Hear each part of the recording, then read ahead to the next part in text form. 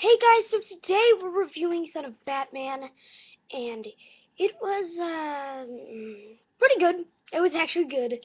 Um, so let's get into the storyline. So, goes down in the first 10 minutes of the film, and the League of Assassins are attacking other former League of Assassins, and Deathstroke is at the helm of the other League of Assassins. So Deathstroke basically fights Ra's al Ghul, and it's Rach, by the way, and he's kind of like, I was your heir, I was your right hand, it should be me leading the League of Assassins, but because you're immortal, I can't, and it's all that, so he wants to kill him, because he wants to be the League of Assassins leader. So, that's when stuff goes down. A lot of people die, and what I loved about this film was that it wasn't afraid to show blood and gore, much like Justice League Flashpoint wasn't. So I really liked that part, that they weren't afraid to, because in Justice League War they were, because the main complaint about Justice League Flashpoint Paradox was that it was too violent, and it should have been rated R. But they kind of screwed all the fans over. They don't care, and that's what's awesome, because I was one of those fans who was kind of like, you can put the blood and gore in, you don't need the fans to mold the way you direct things. So Justice League War just toned it down a lot. It was a little disappointing, but now it's back up. And they're like, you know what? This is our action scenes. This is what we're going to put in them. That's blood, and that's gore, and that's blood. So, that's what they did. Awesomeness. Awesome sauce. Good job for them. They don't need them. They don't need the fans telling them how to direct. Personally, that's what I think.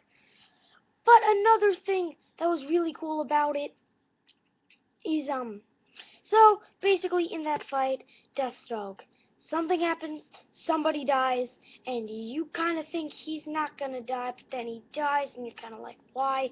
But then you understand why, because there would be no story or plot if this character hadn't died, because that's why Damian Wayne goes to Batman, and that's why they have to take down Deathstroke, because he killed this guy, and it's awesome. This guy or girl. And it's really cool. Another thing great is the characters in it. They had a little Joker Easter egg in Arkham Asylum. You could hear somebody laughing, and you could see a shadow. And then another cool one was a Two-Face in Arkham Asylum again. You could hear a coin flip, and he peeked his face out one of the cells. Another cool thing, Killer Croc plays a pretty vital role in the storyline. It's implied he becomes human again in the storyline, which is a really cool thing. It's pretty awesome. But he's actually very vital. If it wasn't for him, Damian Wayne would have to fight Deathstroke on his own. Damian Wayne would have died, definitely. Unless Killer Croc told them the location of where the fight is going down. So Batman and Nightwing can get over there, because Nightwing is in it. And it's awesome. Ah, Nightwing, you're a genius. So yeah, Nightwing's in it, and it's so cool. And he has a little fight scene with Damian, because Damian wants to kill this guy because he did blank, and he's helping out blank who did blank. And Nightwing's kind of like, no, you don't kill around here. And basically, it cuts the fight. I wish you could show the fight, because there's not really an action scene with Nightwing, which I wish there was, but they didn't show the fight. But it just ends with, you see them clash and all, and then you see Nightwing, sitting down chillaxing, and then you see Damian Wayne, tied to a post. It's so funny. And it was really cool. And the beginning with Damian Wayne going to the Bruce Manor house, Bruce Wayne's house, it really cracks you up. It's really, really funny, because he's used to being in the League of Assassins, and it's actually really funny. It's cracking you up a lot in it. When Damian Wayne is, first introduced to Gotham. Really, really funny. So, yeah. But the thing that this lacked was the voice acting. It was actually pretty horrible, the voice acting.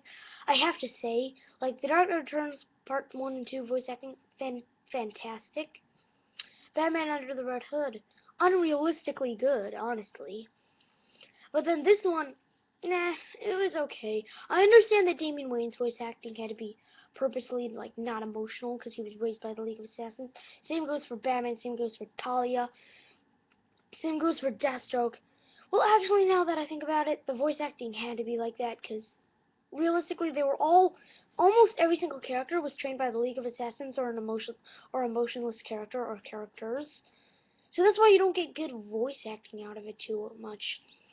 Like when Batman discovers he has a son, he like barely blinks because he's Batman and it's awesome.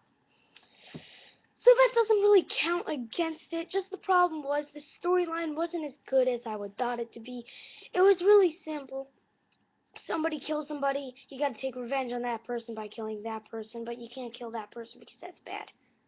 It's a pretty cliche storyline. So I will give this, and I tried shooting this before, I gave it a 6.7 out of 10, but now I want to give it a 7 out of 10, solid 7 out of 10, which is not in the must-watch genre, but that is in the genre for having a good time watching this film, in which I did. So leave a comment below of what you thought of Son of Batman. And I'm not going to do a spoiler review for this one, because there's only one spoiler in the whole entire thing. So, like, it would be like 30 seconds long.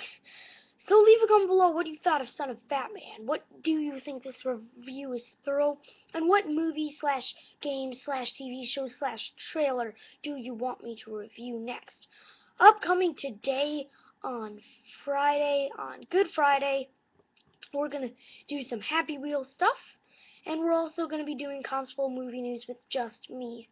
And it'll be about Scarlet Witch and Quicksilver. And if you don't know who they are, well then that doesn't matter. Thank you for watching this review of Son of Batman. And of course, goodbye.